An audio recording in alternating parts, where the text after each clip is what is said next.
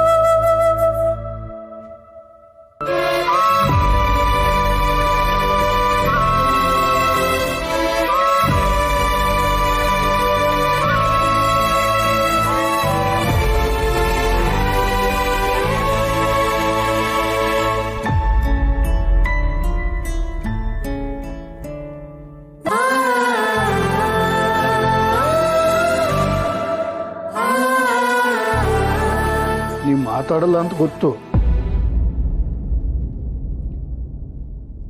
ಆದರೂ ತುಂಬಾ ಧೈರ್ಯ ಮಾಡಿ ಬಂದಿದ್ದೀನಿ.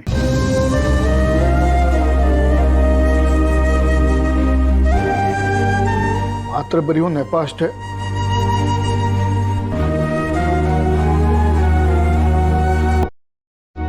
ಅಪ್ಪಾಜಿ,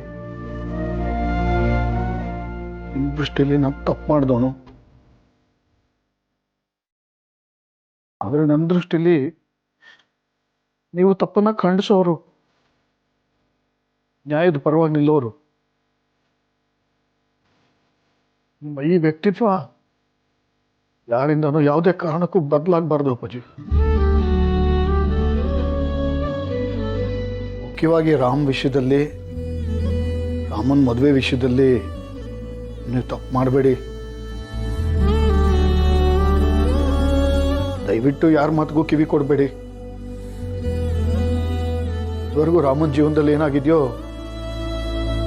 ಎಲ್ಲ ವಾಣಿ ಹತ್ತಿಗೆ ಆಸೆ ಥರನೇ ಆಗಿದೆ ಅಂತ ನಾನು ನಂಬಿದ್ದೀನಿ.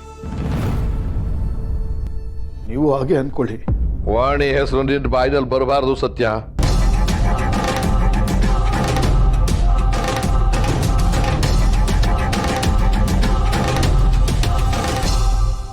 ಮೆಹಂದಿ ಫಂಕ್ಷನ್ ಅಂದ್ರೆ ಹಾಡು ಡ್ಯಾನ್ಸ್ ಎಲ್ಲ ಇರ್ಬೇಕು. ನೀವೆಲ್ಲರೂ ಯಾಕೆ ಸೈಲೆಂಟ್ ಆಗಿದ್ದೀರಾ? ಕರೆಕ್ಟ್ ಬೇಬಿ, ಡಾನ್ಸು ಹಾಡು ಇಲ್ಲ ಅಂದ್ರೆ ಫಂಕ್ಷನ್ ಕಳೆನೇ ಇರಲ್ಲ. ಮ್ಯೂಸಿಕ್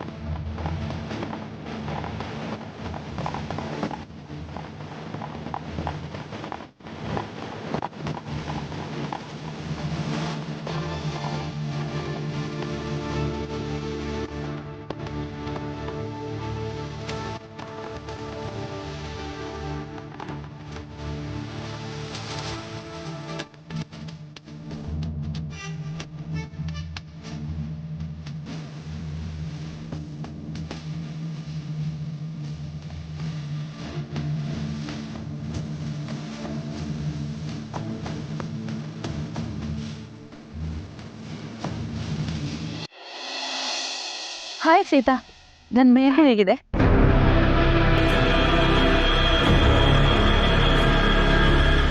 ಓ, ರಾಮ್ ಅಂತ ಯಾಕೆ ಹಾಕೊಂಡಿದ್ದೀನಿ ಅಂತ ನೋಡ್ತಿದ್ದೀರಾ? ಮನ್ಸಲ್ಲಿರೋ ಹೆಸರು ಕೈ ಮೇಲೆ ಬಂದಿದೆ ಅಷ್ಟೆ. ನನ್ನ ತಾತಂಗೆ BP ಜಾಸ್ತಿ ಆಗಿ ಬೆಡ್ ರೆಸ್ಟಲ್ಲಿದ್ದಾರೆ. ನಿಮಗೆ ಗೊತ್ತಾ? ಗೊತ್ತು, ರಾಮ್ ಹೇಳಿದ್ದಾರೆ.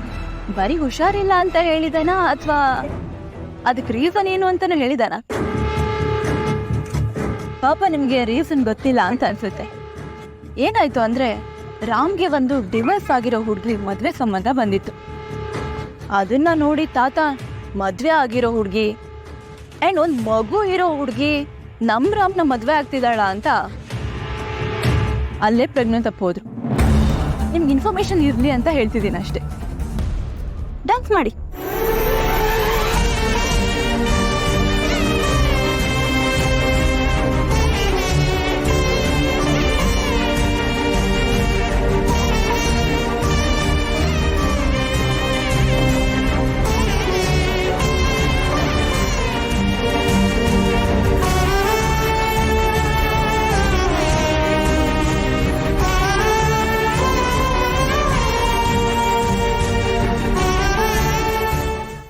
ನಿನ್ನಿಂದನೇ ನಮ್ಮನ್ನೆಲ್ಲ ಬಿಟ್ಟು ಹೋದ್ಲು ವಾಣಿ. ಈಗ ದೊಡ್ಡದಾಗಿ ಮಾತಾಡ್ತಿದ್ದೀಯ. ನಾವೆಲ್ಲರೂ ನಿನ್ನನ್ನು ಎಲ್ಲಿರಬೇಕೋ ಅಲ್ಲಿರಿಸಿದ್ದೀವಿ. ಆದರೆ ರಾಮ ನನ್ನ ಚಿಕ್ಕಪ್ಪ ಅಂತ ನಿನ್ನನ್ನು ತುಂಬ ಪ್ರೀತಿಸ್ತಿದ್ದಾನೆ.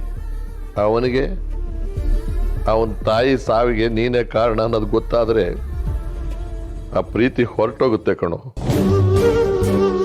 ವಾಣಿ ಅತ್ತಿಗೆಗೆ ನಾನೇನು ಅಂತ ಗೊತ್ತು. ಮುಚ್ಚೋ ಬಾಯಿ. ವಾಣಿ ಹೆಸರು ಎತ್ತಬೇಡ ಅಂತ ಹೇಳಿದೆ ತಾನೆ? ಟ್ಯಾಬ್ಲೆಟ್ಸ್ ತಂದು ಕೊಟ್ಟಿದ್ದಕ್ಕೆ ಥ್ಯಾಂಕ್ಸ್. ಮೊದಲಿನಿಂದ ಹೊರಡು. ಹೋಗ್ತೀನಿ. ಕೊನೆದಾಗ ಒಂದು ಮಾತು, ದಯವಿಟ್ಟು ರಾಮನ್ ಮದ್ವೆನ ಅವನು ಇಷ್ಟಪಡೋ ಹುಡುಗಿ ಜೊತೆನೆ ಮಾಡಿ. ಯಾರ್ಯಾರ್ದೋ ಮಾತು ಕೇಳ್ಕೊಂಡು ಇನ್ಯಾವುದೋ ಅನಿವಾರ್ಯಕ್ಕೆ ಸಿಕ್ಕಿನೋ ಯಾರೋ ತಂದು ಕಟ್ಬೇಡಿ. ಮದ್ವೆನೇ ಅಲ್ಲ, ನರಕ ಅದು.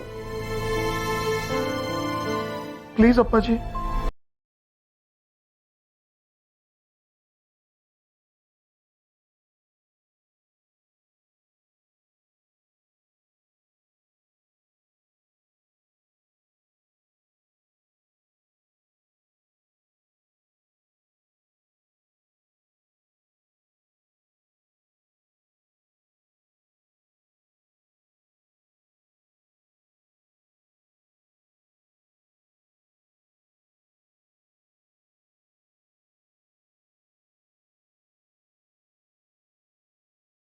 ಪೂರ್ಣ ಉಚಿತವಾಗಿ ನೋಡಿ.